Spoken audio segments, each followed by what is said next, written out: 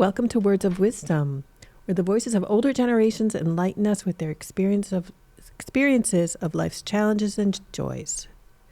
Here we honor the dignity of each person, each uniquely created by God with gifts, purpose, and destiny for eternity. Thank you for joining us as we listen, learn, and discover how wisdom of age can guide us through meaning, mission, and hope for today. So my first guest is Ginny Conley, who is a friend, and she's trained as a nurse. She's a mother of 2 of her own children, 4 stepchildren, and grandmother of 14, and recently had an experience as a caregiver for her husband, Terrence, who passed away after a 5-year battle with dementia. So Ginny, welcome. Glad to have you. Thank you, Mary. It's nice to be here. And this is a big challenge because this podcast is called Words of Wisdom in Intergenerational Dialogue. So we're speaking to the younger generation. And as I said in my intro, we're trying to impart wisdom that comes from joys and challenges of life. So first order of business is to define the word wisdom. So you've been a wife, a mother, and here we are talking to the other generations. How would you define wisdom? Wow. Wisdom, it's such a short little word, and yet it holds so much in its words and its understanding. I think kind of just simply, it's a lifelong journey that we've learned a lot of things in our head, a lot of knowledge, a lot of head knowledge, and how do we get it to be heart knowledge?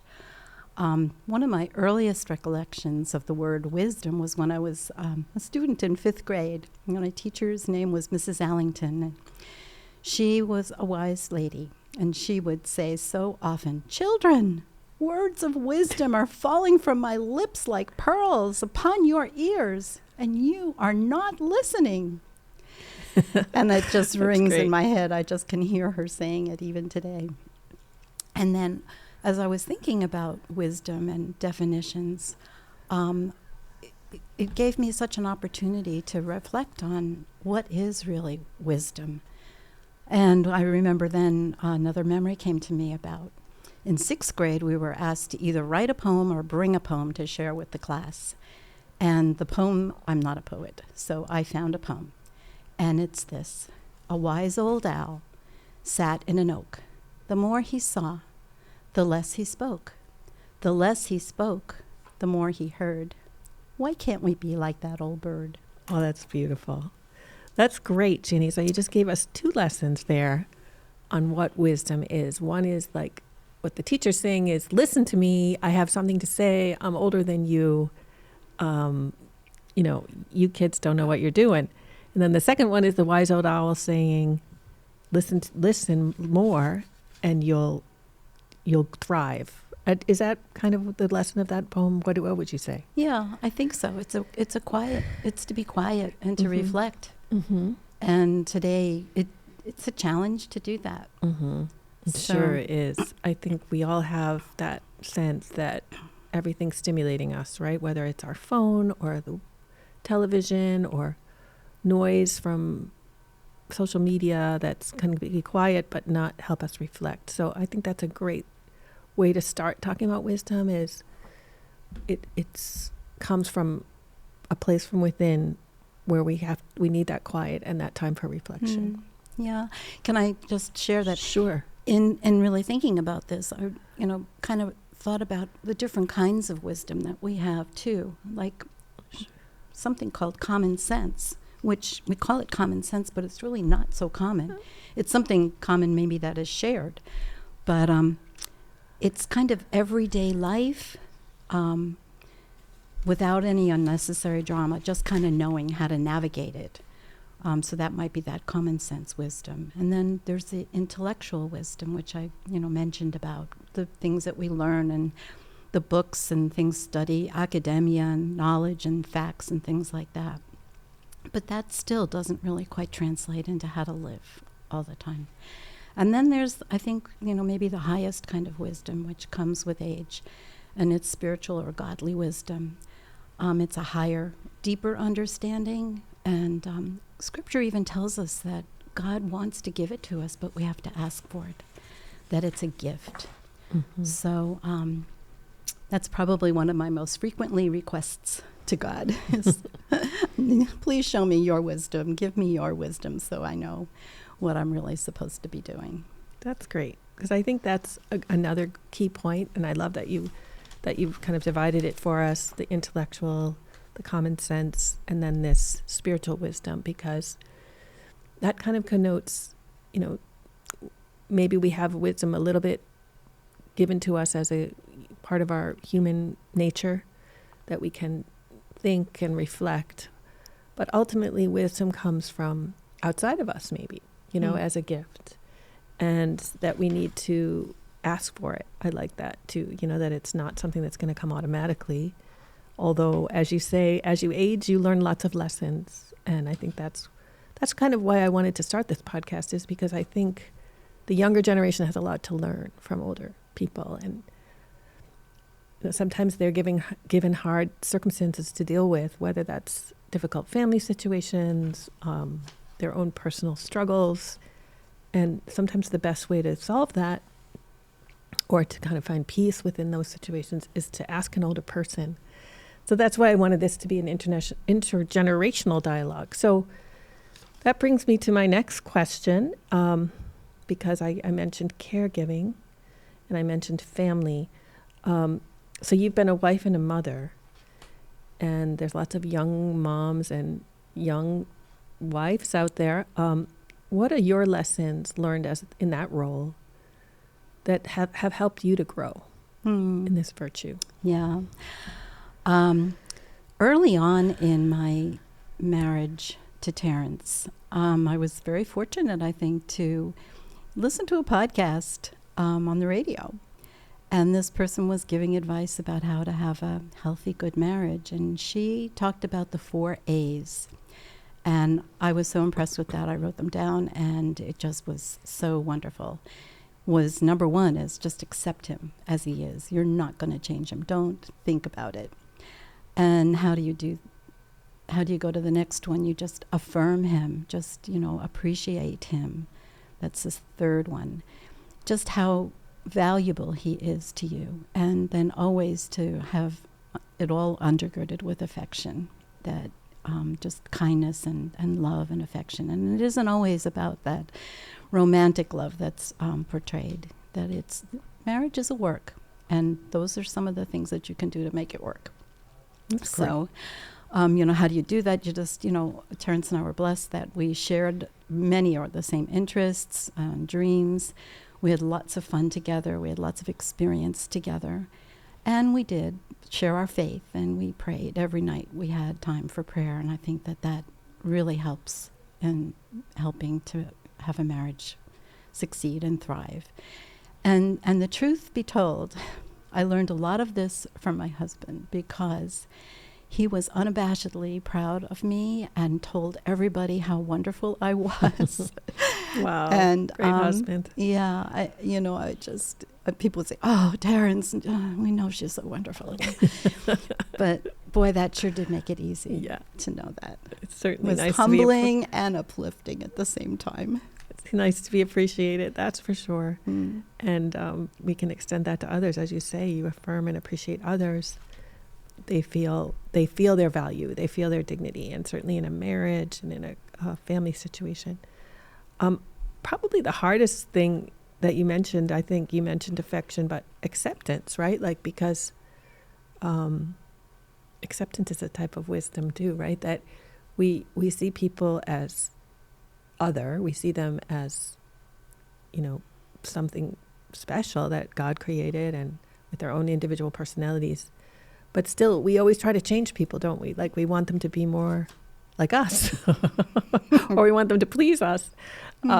So how did you struggle in that particular area? So I think that it's so important to find ways to communicate. What are the best times? What are the ways to approach things that are hard? And to do it with grace and kindness, and let your expectations or your needs be known, but have it a two-way street. this is what's really a problem for me. Is there something that, you can share with me too? We That's can great. go away and say, okay, we're gonna try and work on this. That's beautiful. Yeah, I think that's so helpful in any relationship or even in friendships, right? Mhm. To be clear in your communication, but always kind. And timing, it's interesting that you mentioned timing, because sometimes that's a wise thing to remember. It's not always the best time. So we talked about you being a wife. How about a mother and having a relationship with your children? And, what are your wise counsels on those in that area? Wise counsel. Raising children is probably the most challenging thing that we are given as moms and dads, and also the most rewarding. So there's so much that goes into it. I think I was pretty naive. I knew how to physically take care of my children, but how to navigate the temper tantrums and the discipline and the questions and all of that. So I had a lot of insecurities and doubts. Am I doing it right? Did I do it wrong? Am I going to make terrible mistakes and mess up my kids' lives for the rest of their, And I will tell you that we always went to church. I grew up in a faith-filled family, and it was always a part of our lives. And so I continued on with my children. And there was a very wise 95-year-old lady in our church that recognized that there were a bunch of wee moms out there that needed something, and she wasn't quite sure what it was, but she approached us and said, I just want you to come and meet on Wednesday morning, and we'll provide a babysitter for you. Bring your children, and you just come together. And so that first Wednesday, there were 12 of us, and we brought at least 2 or 3 of our children to put them in the nursery. Wow. And so that was helpful. I think it was 1978, 77, something like that. And we called ourselves the Moms Group. And we just shared our experiences. We shared our frustrations. We just became extended family. Most of us did not have family here. Some of us were international. I mean, had come from England and Germany and, other countries. So we just shared that and what was working, what wasn't working. We supported one another. We watched each other's children. We had play dates together. I mean, it was just a fabulous support group.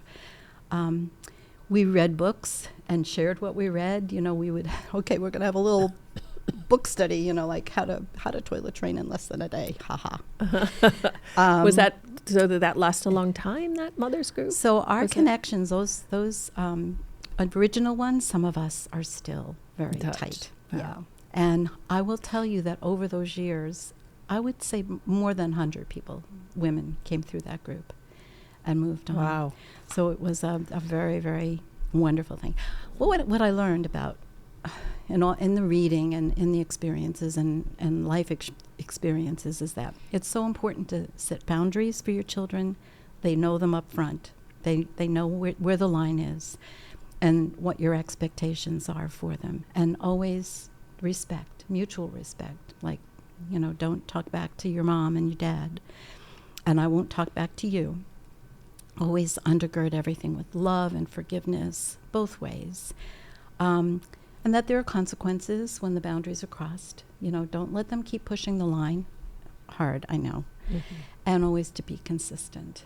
Another hard one. These are all hard things. But, we're not perfect. Mm-hmm. And we do the best that we can with what we've got at the moment. Right. So. And it gives the kids a lot of security, right? It seems, if they know their boundaries, they know their consequences, but they know there's love there too. They're looking for that, I think. They really need that. Mm-hmm. I think we all need that, to be honest. Mm-hmm. You're like floating around and trying to find what it is. That's a good point. We always had the bedtime routine and a story and prayer. Mm-hmm. So it's also very consoling for a child. That's great. Well, that's wonderful. Okay, well, all of that is pearls, as your teacher said, pearls dropping from your mouth. Now, let's go kind of like fast forward to just a few years ago. Your husband started to show signs of dementia. you assumed this role as caregiver. It was probably came on a little slowly, I'm guessing.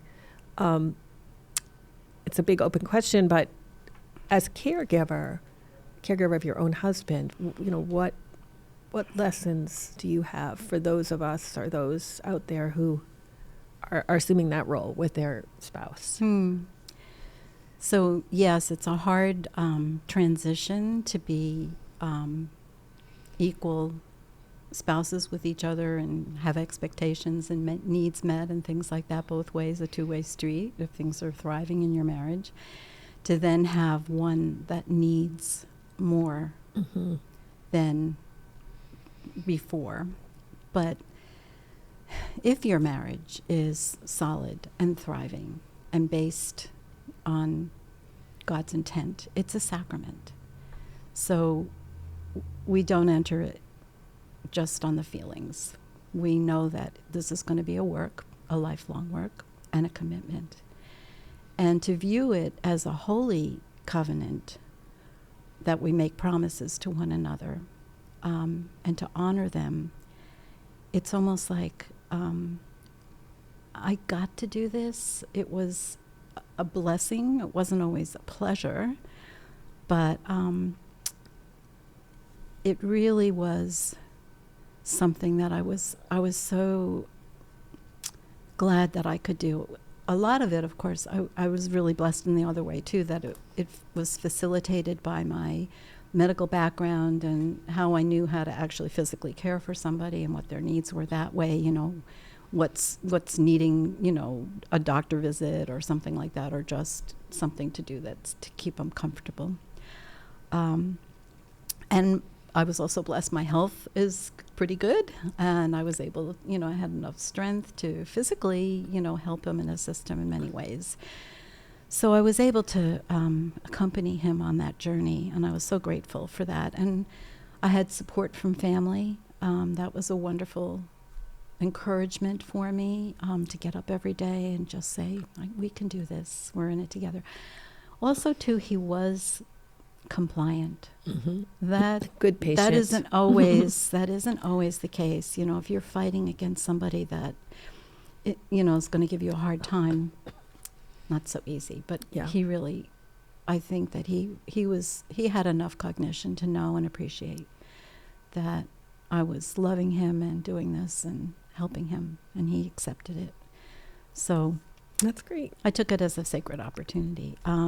I know I wasn't doing it on my own strength. Every day I would just say, God, you know what's today, and you just help me. Just help me meet the need, whatever it is. So, that's wonderful.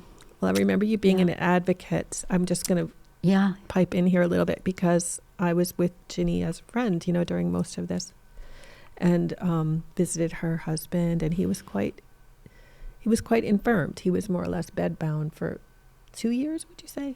2 years. Yeah. And what you did was accompany him. I love that word because you were there in this facility, the medical, I guess it was a memory care, for many hours a day. So from 12 to 6 or 8. You corrected me. Yeah. It was 8 hours a day. Yeah. And I guess some people might say, well, you kind of gave up your life, or you I don't know, sacrificed a lot. And I liked what you said. It's part of your covenantal marriage relationship. But what would you say during those hours? Like, what was it that consoled you? What was it that lifted? I'm sure you said you had family support, but what else helped you during those hours? Okay. Or what else? Yeah. I'm sure you have. Right. So, yeah, it's almost like I was surprised when we had Terrence's funeral mass that the priest said, marriage is a vocation. And I had never really thought about it in that way. And so I didn't really struggle with it. This was my, actually, I mean, without having a name for it, this was my vocation. It really was my purpose at this point, was to be there. But I also benefited from that because as you mentioned, I was his advocate, I was his protector, I was his comforter. The love was palpable between the two of us. I mean, we were so connected. It was a special time really. That was a gift again. But the gift is that it's just more blessed to give than to receive. And so when he would rest and I would be with him in his room, it was like a sanctuary. The caregivers, some of them would come in and sit with me for a while and say, I'm trying to escape some of the chaos, and can I sit here because it's peaceful? I had a lot of time to read, to listen to music, to journal. So I feel like I really gained maybe even more than I gave. That's beautiful. Well, that's kind of what you hope a caregiving experience is like, and that people won't be afraid of it. I guess in my world, dealing with a lot of people who are facing this, there's a bit of fear, there's a bit of anxiety, there's a bit of loss. And, who is that man who was my husband or woman who was my wife? And how can, you embrace it as part of the natural progression of life, that some of us will have this experience of either being the caregiver or the person who's ailing, and it's nothing to be afraid of. Right. I wouldn't sugarcoat it. Yeah. I would say that the experience was truly heart-crushing, breaking. That's another way of doing it. But in the day-to-day part of it, I did. There were many, many tears. But I always asked, God, what are you doing? What are you showing me? And it was amazing because I can't list all the little things that I saw. And there were some big things too. So I know that he was in it with me, and I probably couldn't have done it. I know I couldn't have done it without him. So I had that. I have the faith that undergirded everything. And the people that came into my life during that period of time, there were so many. There are always gifts, right? And yeah. Meeting new people, sharing with people. Hearing their stories. I mean, I heard so many people's stories. The residents that were in the same facility, got to know every single one of them that were on the floor, know about them, know about their life story, know family members that would come and visit, we'd share. I mean, it was just a community, truly. I was just blessed to be a blessing, I think. That's the way I saw it. That's wonderful. It's always rich, like to meet new people and kind of enter into their stories, as you say, enter into their lives. So that's beautiful. Okay, so final question. We're wrapping up here, and it's the biggest one of all, I suppose. How do you suggest others try to grow in wisdom? I mean, we all have our own journey, as you put it so beautifully, but those young people out there, do they have to go through what you go through? Do they have to wait till they're 70 or 80? I mean, what is it that can make us young and wise? Right. So I think the first thing I would say is to look at wisdom and say, is this something that I would like to be wise? Can I choose to be wise? So I guess it's a choice to cultivate a desire to become wise. And to discern what that looks like for each person. It would be different, I would suppose. And so then the next step would be to become self-aware. Like, what are my strengths? What are my weaknesses? What's my heart's desire? And then ask yourself, am I teachable? Am I willing to put something into this? This is life. This is learning from the experiences, I think, that it's not something again, not in a book. Again, God says he wants to give it to us, so ask him. I mean, that's a no-brainer if he says he wants to give it to you. And then I think to seek out relationships with people that you view as being wise. Great idea.